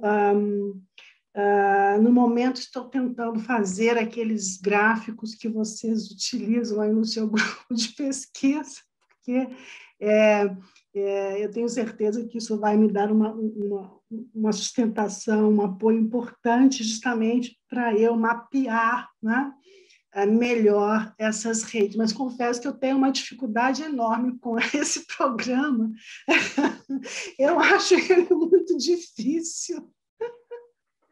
Eu precisava de um curso, sabe, um intensivo, para usar esse programa, que eu acho ele muito complicado, mas eu estou tentando, viu? Então, isso eu tenho tentado fazer, né? Mostrar como que essas redes elas se formam, porque isso são questões importantes, né? Porque, na verdade, eu preparei um PowerPoint e acabei não seguindo o PowerPoint, né? Eu sempre faço isso, faço um PowerPoint, depois eu acabo não seguindo. E ali, nesse PowerPoint, eu faço trago algumas questões importantes para a gente pensar as redes, né? As redes intelectuais, e uma das perguntas que eu faço na pesquisa é justamente isso, né? Como se forma uma rede, por que se forma uma rede, quais são os vínculos dessa rede, como que essa rede se sustenta, né? Então, são questões que eu estou sempre pensando e levantando, né? Agora, é claro que há diferenças, por exemplo, né? Essa rede de intelectuais no Uruguai, ela é muito diferente dessa rede intelectual no Peru. Né? Por quê? Porque essa rede, e alguém disse isso muito bem, né? Acho que foi o Andrés e a Alexandra também, que essa rede de intelectuais que se constitui no Peru, né? O centro é o vínculo dessa rede, o Sinamos também, de algum modo, é um vínculo dessa rede, mas ela é uma rede quase que oficial, nesse vínculo que ela tem com o Estado peruano. Né? Ou seja, no Uruguai, ela é mais espontânea nesse sentido, né? Ela é uma rede mais espontânea. Né? Mas no Peru, não. No Peru, é uma rede muito dirigida de cima, né? Como foi, evidentemente, todas as reformas implementadas pelo Velasco Alvarado, né? Uma revolução desde a Líbano, e foi assim também, de algum modo, na formação dessa rede. Né? Então, e ela, se comparando com essa rede com a qual o Darcy Ribeiro, né, vai dialogar, vai fazer parte no Uruguai durante esses 4 anos, que isso é inegável, né? No Peru, ela ganha uma perspectiva mais transnacional, né? Justamente por conta desses intelectuais que são convidados a participar em algum momento dessa rede. Então, há intelectuais mais fixos, ou seja, né, que estão ali no centro dessa rede, fazendo com que as coisas aconteçam ali, como há esses intelectuais também que passam algum tempo, eles são convidados, eles vão para o Peru, eles fazem investigação, eles fazem pesquisa, eles dão um curso, e depois eles vão. Né? E aí é muito interessante, porque aí e eu já me fiz essa pergunta várias vezes, né? Que intelectual é esse? Como que, de alguma forma, como que eles estão, como que o Centro, Sinamos, Darcy Ribeiro, como que eles estão concebendo esse intelectual? Quem é esse intelectual que está fazendo parte, de alguma forma, dessa rede? Né? Porque eles são convidados, porque eles são portadores de um conhecimento muito específico, né? Então, são sociólogos, são jornalistas, são antropólogos, enfim, que detêm conhecimento específico sobre um assunto. Então, ele é convidado a ir para o Peru para fazer conferências, ministrar cursos, etc., etc., justamente porque eles são convidados justamente para isso, né? Ou seja, para contribuir com o conhecimento prévio, com o conhecimento específico sobre algum problema importante ali naquele contexto. Então, é esse intelectual que importa a essa rede no Peru, né? E aí eu tenho investigado justamente isso, né? Como que essas redes são conformadas ali, né? E como que esses intercâmbios são feitos, em que medida, de fato, essa rede pode ser concebida como uma rede transnacional. Então, essas questões eu estou levantando agora, principalmente no caso do Peru, né?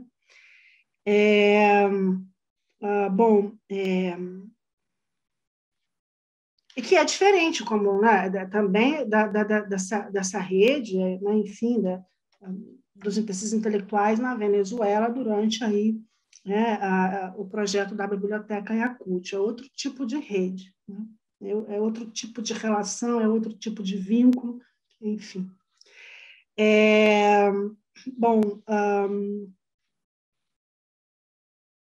Sobre as práticas editoriais que o Adriano Celentano fez a questão que eu achei muito, muito, muito importante, Adriano. Muito obrigada, inclusive. É algo que eu tenho começado a investigar, porque uma pesquisa ainda está em curso, e eu não tenho acesso, em grande medida, ainda aos arquivos lá da Fundação Darcy Ribeiro, né, porque está fechado, e eu não consegui ter acesso a uma série de documentos. Eu preciso investigar um pouco mais, sabe? Essas práticas, né? Com a relação do Darcy Ribeiro com essas editoras que publicava, reeditava seus livros, por exemplo, né? Eu tenho mapeado pelas informações que eu tenho em mãos, e que não são muitas informações, né? Mas que esses livros eles tinham várias edições argentinas. A Argentina publicou muito Darcy Ribeiro, sabe? Inclusive, acho que você citou isso, né, Adri, num texto que eu li, não me falha a memória, acho que foi você, né? É um texto que eu li, um texto seu sobre o Darcy Ribeiro na Argentina, a recepção, né? Darcy Ribeiro na Argentina. Então, é algo que eu ainda preciso me enveredar mais, sabe? Eu preciso pesquisar um pouco mais sobre essas edições, né? Mas muitos livros do Darcy Ribeiro tiveram sua primeira edição no exílio, né? Ou na Argentina ou no México. Foram os dois países que aí eu já consegui fazer um levantamento, foram os dois países que mais publicaram os livros do Darcy Ribeiro, né? Eu acho que é isso, né? Eu já disse sobre sobre esse ser intelectual latino-americano, né? E é isso. Quando o Andrés colocou, né, que, na verdade, esse projeto da publicação desses 5 livros, né, do Darcy Ribeiro, como que esse projeto ele vai se transformando, né? Ou seja, ele propõe um plano, mas, na verdade, ele não segue muito esse plano, e eu acho que tem a ver um pouco com isso, né? Com essa condição de ser um intelectual em trânsito mesmo, né?